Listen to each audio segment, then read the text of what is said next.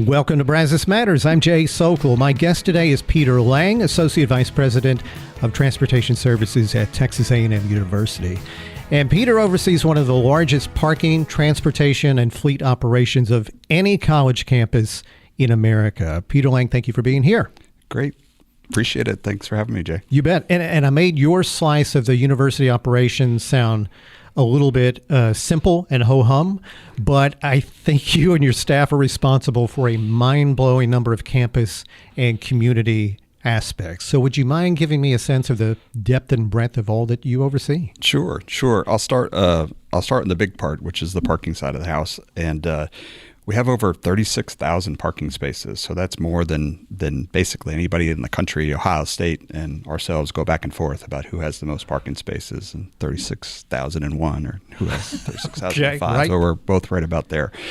But it is a massive operation. There's 7 garages plus all the surface lots, permitting processes, enforcement processes, all the gate equipment that's on campus, the gate go up and gate go down stuff.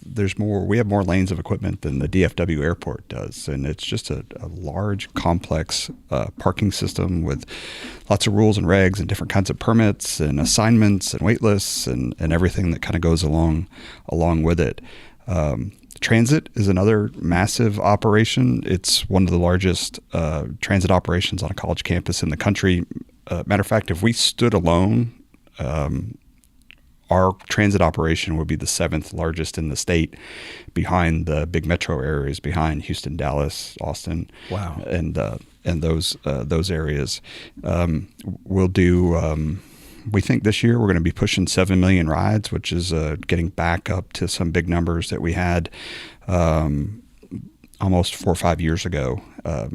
Ridership dropped off during the COVIDs and has really come back gangbusters.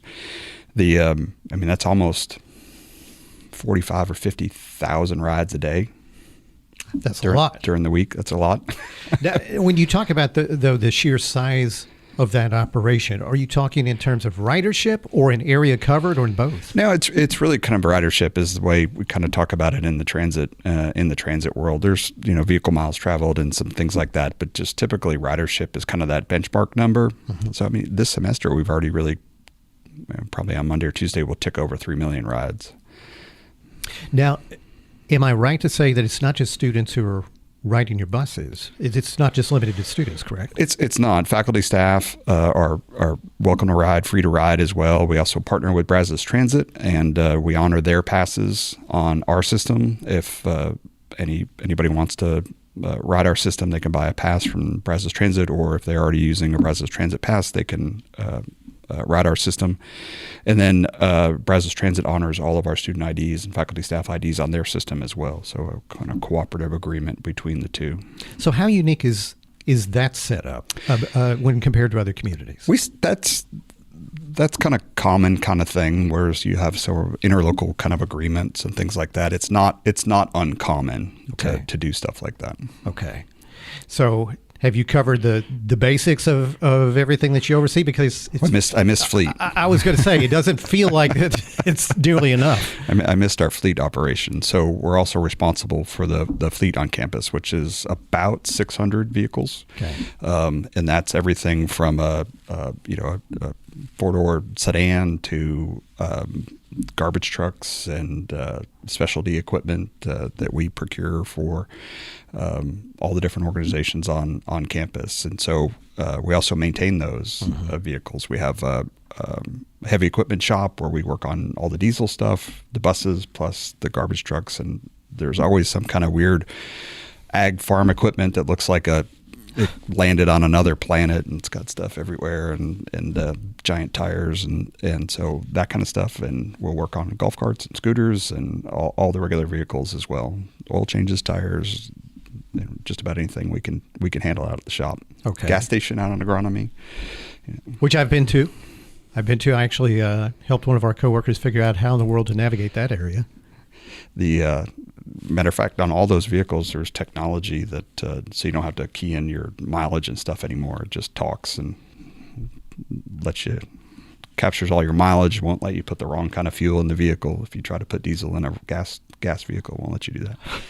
So how different does this operation look now compared to when you inherited it? What, 20 years ago? Yeah, I've been here 20 years. It is different, and sort of the common thing is growth, right? The university has grown. I think when I got here, there was 48,000 students in 03, okay. 49,000 or so, and so now we ticked over 70, and so growth has been that driver of what has made the changes to our department. There's just more of everything, right? There's more buses, there's more students. There really isn't that many more parking spaces, actually, but the sort of sophistication of the operation, technology, really permeates absolutely everything that we do, and it's just staffing has grown and responsibilities have grown. Game day is a great example of that. When I got here, we really didn't do anything for game day. We had a minimal amount of devices that we put out to keep people from parking in some certain areas, but other than that, we really didn't do a lot. And now that's grown into an operation that is, something that you would see at an NFL stadium with over 300 people working on a game day, from parking, transit, and special event operations. It's just a massive, massive undertaking. Yeah. How many people do you have working for transportation services? So we have 195 budgeted positions. About 30 of those are part of the centralized groups. Mm-hmm. And then we have another 320 student workers, and then another 40 or 50 wage workers. I think when we run payroll, it's around five or 600. Wow. So and students are such a integral part of our operation. That's the bulk of our bus drivers are students. Yeah, I've always heard, even back when I was a student here, that the best job on campus was to be a bus driver. It is still a popular job. We try to pay well, but one of the biggest drivers, no pun intended, nice, is the flexibility in their scheduling, and so it's a little bit different than other transit agencies that would have full-time employees. They're in 8-hour shifts. They would cut their day up accordingly. That we have a couple-hour time blocks, and so we allow a lot of flexibility. So we have a lot of our drivers that the main stops are here at the MSC and the Trigon, and so drivers will have a couple-hour shift, and they can get off the bus here at the Trigon or the MSC and start their shift and get off and go to class and kind of work it between their day, between their class schedule. And so I think that flexibility has made the job really popular. Is it ever enough? Are there enough parking spaces? Are there enough? Nope. Just a blanket no. Nope. Not enough buses, never enough, drivers, never enough parking spaces. There's just no, it's always, you kind of always chase it. Like I say, at least say there's not enough convenient parking spaces. Is always the thing. But we are, honestly, as the campus has grown and the parking inventory has been fairly static, we might build a garage like the nice one that's next here, but we built that on top of a surface lot, and we'll lose another surface lot. And so the inventory will jump up and down a little bit, but it's been pretty steady over the last 10, 15 years or so. But the campus population has grown. And so we are kind of bumping up our practical limitations at the moment. How challenging is it to do what you do? You've got Texas A&M that is within the broader College Station city limits, and with Bryan right at the border, and you've got a railroad, and there seem to be all kinds of other jurisdictions at play that affect what you do. How often do you have to sort of navigate that? Absolutely, and it's all the time. So we have to navigate it all the time. So the community, we have to work really well with Bryan College Station, the county, both cities, TxDOT, because of what we're doing and where we're doing that. So, a large project like 2018 that is off campus, you wouldn't think would affect us very much, but it certainly does, because we have transit routes that are there on game day. It's our major pipe to the south that we pump all the West Campus traffic to. And so those types of things are really, really impactful. And so we have a number of coordination meetings, and we've done some joint grant application kind of stuff. We partnered on a number of things. I'm fortunate enough to be the university's representative on the Bryan College Station Metropolitan Planning Organization's board, right. Policy board. And so we are really plugged in. But something like a game day takes all those entities, right? So that's PD, that's DPS, that's TxDOT, that's Bryan, that's College Station, that's 12th Man, that's athletics, it's us, it's just on and on from chamber, and it just keeps going on and on of what kind of community partnerships it takes to be able to pull this off. And a tremendous amount of coordination when it comes to street projects in the city.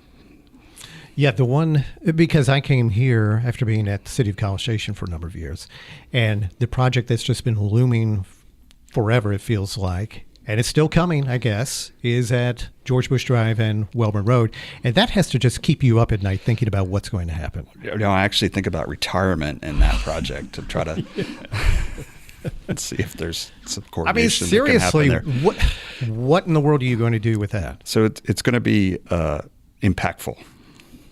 That might be the understatement of the decade. TxDOT started working on the project in '99. Has it been that long? It's been that long. Wow. And so there's been variations and plans, and things are actually moving. The project is fully funded now. It's funded at $103 million. It is on the books to let late in 25. But we're working with TxDOT. We want to really make sure that we have a project that we're going to be happy with from a university perspective, system perspective, community perspective, and they are really working towards making that happen. But just looking at the plan and knowing what they have to do, which is put George Bush Drive underneath the railroad tracks and create a nice, safe pedestrian path. So their current plan has about a 35-foot hole that they have to dig in order to be able to do that, with the Welborn lanes coming up over that hole, that there's no way to dig that hole and do what they need to do without being impactful. And that's going to take some time, and not just like, it's not a weekend project. That's months and months and months and months of construction. And so there's potential that there's going to be a full closure for probably between 10 and 18 months or something like that to be able to. I like the way your voice got soft when you said that. Yeah. But those plans are kind of, the means and methods are still being worked out to give us a better idea of exactly what's going to happen, and the timing of it too. Yeah. But extremely impactful. We had a last summer before last. We had a little practice run. We had when they worked on Holloman. Yeah. They took the hump out there at Welborn and Holloman, so you don't. And so that was closed for several weeks, like 6 weeks or so. So a little practice. That was Welborn painful. Closed. That was painful. A little practice. But yeah, it's going to be extremely impactful. We've already started on the transit side. We have a number of routes that use Welborn Road and come through there. So we're starting to think about how we're going to handle that and where we can shift those routes to in order to be able to avoid that. 2018 will be done by then. Praise the Lord. Right? You said that with a tiny question mark. So 2018 will become a big part of the detour and the bypass around that. One other challenge that'll happen at that same time is that Highway 6 will be under construction as well. So they'll be adding a lane to Highway 6 from Fitch all the way up to 21. Yeah, I think that's right.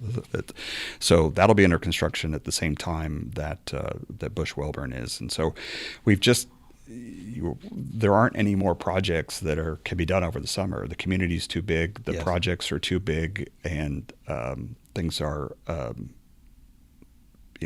we have big city kind of problems when it comes to the infrastructure and traffic, and what it takes to be able to do that. Fortunately, 2018 is moving along, and I think they're going to do a lane shift here in the next several weeks, get that bridge open from 2018 to southbound Welborn, which will be great. Yes. So hopefully that'll happen in the next month or so, and things will get better. Excellent. So if you just tuned in, I'm Jay Sokol. You're listening to Brazos Matters, and my guest is Peter Lange, Associate Vice President of Transportation Services for Texas A&M. So talk to me a little bit about plug-in electric vehicles, PEVs. Are we out of control yet, or are we actually somewhat in control? I think it's because my head is on the edge. My head is on a swivel every day that I'm walking up to this building. Because there's a lot of different stuff coming at me. Yeah, so those PEVs are all the scooters.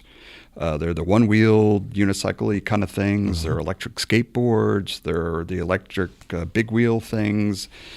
They're electric bikes, pedal assist electric bikes, and there's kind of all those things that kind of fit into that category. Kind of separate from the VO program. We can talk a little bit about that too. But the popularity of those devices has grown and grown and grown. And so it is kind of a double-edged sword because they are a pretty convenient way to get around. However, they add to the chaos that happens at class change 8 times a day. And so with the amount of pedestrians that we have, like this building, I mean, there are like 2,200 seats in this building. And so at class change, there's a couple thousand people going that way and a couple thousand people coming this way. And it can be a little nutty. And so the bikes, the peds, and the vehicles all play into that. And so we are going to start working on a campaign around the awareness of what's happening, everybody's responsibilities, the kind of the personal responsibility side of what a vehicle, what a bike, and what a boarder or a unicycler needs to do in order to be able to coexist. We don't want to shut off things and not do it because we think there are some positives to it, but everybody needs to really play nice in order to be able to make it happen. And I think we don't have a lot of that right now. It's a lot of everybody's, bikes blaming the peds blaming the cars blaming the PEVs, right? And it just kind of goes around in a circle. But if everybody was a little bit more in tune to what they're doing, and maybe not having the earbuds in and they're looking at their phone while they're on their electric device. You're asking a lot. Better. I know. So what needs to happen? Do you sort of declare areas where you're not going to ride this stuff, you're going to get off and walk and carry that thing, or like how do you make a change in what's already becoming a real ingrained habit? It's going to have to be a little bit of everything. There is not a one magic kind of silver bullet kind of thing for this problem. It's going to have to be a whole combination of things. There's going to have to be a cultural change, part of it, on that responsibility stuff that I was just talking about. We're going to have some no-wheel zone, dismount zone kind of stuff. We have one over here by the MSC. Military Walk is not supposed to have a wheels component. The parallel path is where you're supposed to be able to ride that. We have some gaps in our bike path network on campus and into the community that we need to work on to make sure that those paths are complete. I mean, our hope is that we would have a better path for a bike or a PEV that maybe looks a little bit longer, but it is a better way to get around instead of cutting through the heart of campus. But actually, maybe there's a path that we define better that can get them there quicker and safer. But everybody's going to have to do a better job in order to make it work. Yeah, I think those things are here to stay. Yep. So and I think too that you see today is not a good example because there's not a lot of folks on campus, but even during that problem happens is so acute at class change when so many people are moving. While class is in session, it's almost almost a non-issue. And so it's something that we have to find a balance, and we've got to get everybody on board. I think this is a great example out here around the MSC, and this has been, I guess, 5 or 6 years since we reworked this area out here. But used to have parking out here and vehicles backing in and out spaces with not having a path for bikes to go contraflow around the MSC. We built wider sidewalks. We gave bike paths on both sides, and it really got a lot better when we were able to define those paths better. And so, magic wand, you'd be able to do that sort of thing absolutely everywhere. Yeah. We added some little things like adding some markings over in the Pickard Pass, underneath Welburn there between the garage and Kyle, to really help define where the bikes are supposed to be, or the PEVs are supposed to be, versus where the PEDs are supposed to be, to try to really get that separation, to get those vehicles over on the wheeled vehicles over on the edges and things like that. Seems to have helped. They seem to understand what they're supposed to do. But again, there's a connection missing between the passageway to head north in front of the Stallings garage and up Stallings Boulevard. What does that cyclist do when they pop out of the passageway on either end? Right. Where's that network for them? And that's the kind of gap I'm talking about. Right. So I have all these things that I want to touch on, and we've got time that's just blazing by. So I'm going to give you the choice of what you focus on for the rest of our time. So I was going to throw at you things like Quiet Zone and a mode split survey and your First Friday shuttle program, things like that. So what's an area that you want to make sure that we hear about? Well, quick plug for the First Friday shuttle. That's just a quick plug. We Downtown Bryan partners with us. They're running a charter that provides service from the MSC every 30 minutes from 6 to 9:30. So students that are on campus can jump on and go down to First Friday. The Quiet Zone is an ongoing effort to have the train not blow its horn at our 3 campus intersections. So that would be Kimbrough at Welburn, Old Main at Welburn, and F&B at Welburn. Right. And so it is an extensive process. The way the process is actually defined is defined by the FRA, the Federal Railroad Administration. It's not defined by the railroads. And so, but the railroads are the drivers of the requirements that you have to do to make the intersection more safe, so that they won't need to blow their horn as they go through that intersection. And so over the last few years, we've been completing the construction related pieces of that. Like, there has to be, the curbs have to be so high, and the gates have to be in certain locations, and driveways have to be closed, and improvements have to be made. And all those improvements have been made.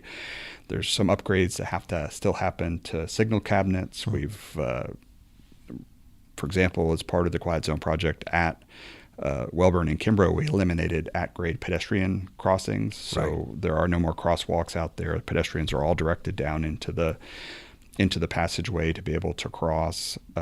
Fortunately, the Old Main crossing, when that was built in 16 with the passageway, that it was built to those Quiet Zone standards, and so we didn't have to do as much work there. F&B had to be reconstructed, and working with the railroad is you have to kind of work on their schedule in order to be able to accomplish things. And so there are some challenges there, but we have some punch list kind of items on the construction side. We're waiting for another cabinet to come in, and then some signal design work from the railroad. And we hope to get that implemented this spring and then apply for the Quiet Zone. Yeah. So be honest with me, how many transportation related changes have occurred at Texas A&M simply because you were personally inconvenienced, frustrated, or had some kind of a near miss, and you're like, you know what, I'm taking care of that? So I would say all of the concrete repairs on Bazell over the last 3 years, because we moved our office over to the Polo Road garage, were a direct impact of when we moved our office, and I was driving over those. We've got to get that fixed. Good to be the king. Got to get that fixed. Now it's we're all users of the system, and so we have it's a great university. It's amazing how big the place is, but how small we can make it feel, and I like that. And I think the administrative team across campus, there's a lot of longevity from in Res Life and in student affairs, athletics, academic affairs. We have some great partners around campus, and so nobody's afraid to reach out and say, hey, what about this or what about that? We're missing a light, or what about this pavement, or fix this or fix that. And so, yeah, it takes a little bit of time to make some of these improvements, but you chip away at it and it gets better. Yeah. So with a couple minutes left, what have we missed that you want to make sure we know about? Surveys, passion projects, big things coming up. I think the mode split surveys out there, I think it's got a little bit more time. It's just we try to reach out every year or two to the campus community, and we think we know how people get to campus. Obviously, we have a lot of data about who has a permit and a parking permit and who doesn't, what their class standing is, and things like that. But it's we do check to see for those that don't have a permit that are getting to campus. Obviously, we know ridership, but we don't know if they're not riding the bus. Are they biking? Are they walking? Are they riding a PEV? And so we reach out to see what they're doing, and then every once in a while we'll ask an attitudinal kind of question about would they be willing to, kind of thing. And so that just kind of helps drive the data of the program. We really, there's, student wise, we have like 42,000 permits out there, 36,000 parking spaces. About all the faculty staff have a permit, so that's about 10,000. And so we really have less than half of the students have a parking permit. So they are getting to class, getting to campus another way. They're riding the bus. They're walking. The development in Northgate, I think, has made a difference about how close students are, and the amount of ped traffic that's coming across University Drive is amazing, and the bikes and the PEVs that come with it. So it's just another data point that we like to have and understand what our commuters are doing and how they're doing it. So we have to have you come back because there's so many other things I want to talk to you about. But if people want to kind of learn a little bit more about what you do and all the options that are available to them and so forth, website, place they can go? Website's great, transport.tamu.edu. We're also live inside of the TAMU mobile app as well. Lots of all the parking information's there, lots of maps. Destination Aggieland is also ours, which is inside of the TAMU mobile app for all event parking. Don't have to talk about football anymore, but basketball information's there. Baseball information will be there, and how to get around for all those events. And it's great information about campus and the community. Okay. Peter Lange, thanks for the talk. Thanks, Jay.